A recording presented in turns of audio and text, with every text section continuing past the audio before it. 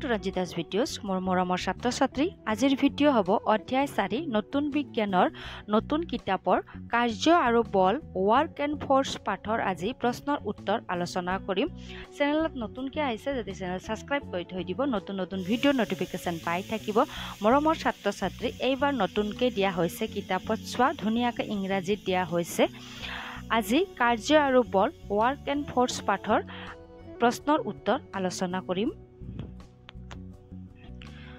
প্ৰশ্নাৱলী 1 নং প্ৰশ্ন কাৰ্য কেতিয়া কৰা হয় উত্তৰ বস্তু এটা লৰচৰ মানে ইংৰাজীত মুভ কৰিলে কাৰ্য কৰা হয়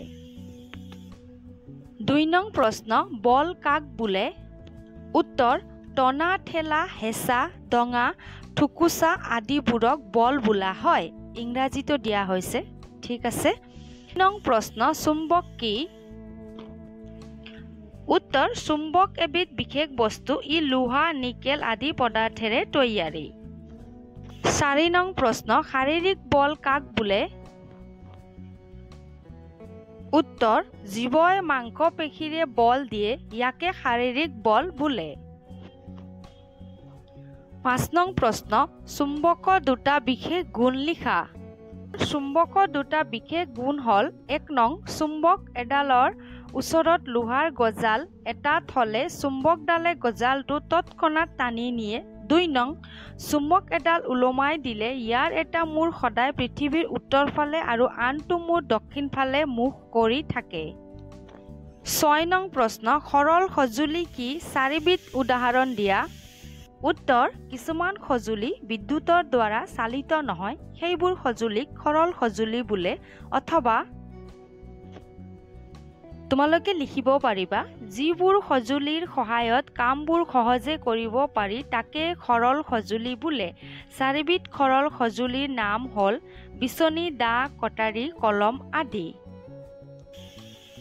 7 নং প্ৰশ্ন যন্ত্ৰ কি কেইবিধমান যন্ত্ৰৰ উদাহৰণ দিয়া উত্তৰ সহজতে বেছি কাম কৰা সঁজুলিবোৰক যন্ত্ৰ বোলে কেইবিধমান যন্ত্ৰৰ উদাহৰণ হ'ল ফেন চাইকেল কম্পিউটাৰ 8 নং প্ৰশ্ন কাৰ্য মানে কি উত্তৰ কাৰ্য মানে কাম কাৰ্য কৰা মানে কাম কৰা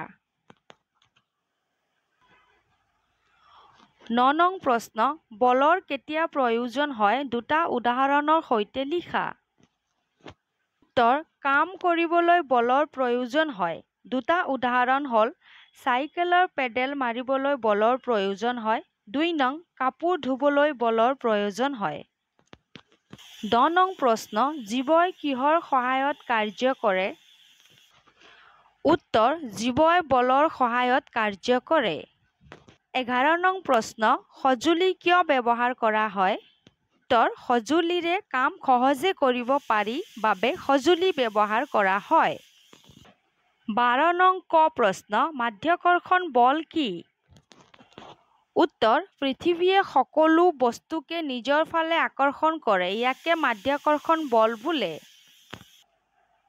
খ প্ৰশ্ন বস্তুৰ ওজন কিয় থাকে উত্তৰ পৃথিৱীৰ আকৰ্ষণৰ বাবেই বস্তুৰ ওজন থাকে 13 নং প্ৰশ্ন শুদ্ধ উত্তৰটোৰ ওপৰত শুদ্ধ চিন দিয়া ক বস্তু এটা লৰচৰ নকৰিলে কাৰ্য কৰা হয় নহয় ইয়াৰ ওপৰত শুদ্ধ চিন দিবা তোমালোকে কাঠ পেন্সিল ব্যৱহাৰ কৰিবা কিতাপত লিখিলে খ বিপৰীত ফালে থকা সমান বলে কাৰ্য কৰিব পাৰে নোৱাৰে ইয়াৰ ওপৰত শুদ্ধ চিন দিবা গ বিপৰীত ফালে থকা অসমান বলে কাৰ্য কৰিব পাৰে নোৱাৰে গ পাৰে ইয়াত ওপৰত শুদ্ধ চিন দিবা ঘ বলে বস্তু গতি দিব পাৰে নোৱাৰে ঘ পাৰেত শুদ্ধ চিন দিবা উঙ বলে বস্তুৰ বেগ বঢ়াব পাৰে নোৱাৰে পাৰেত শুদ্ধ চিন দিবা ওপৰত প্ৰথম চ বলে বস্তুৰ বেগ কমাব পাৰে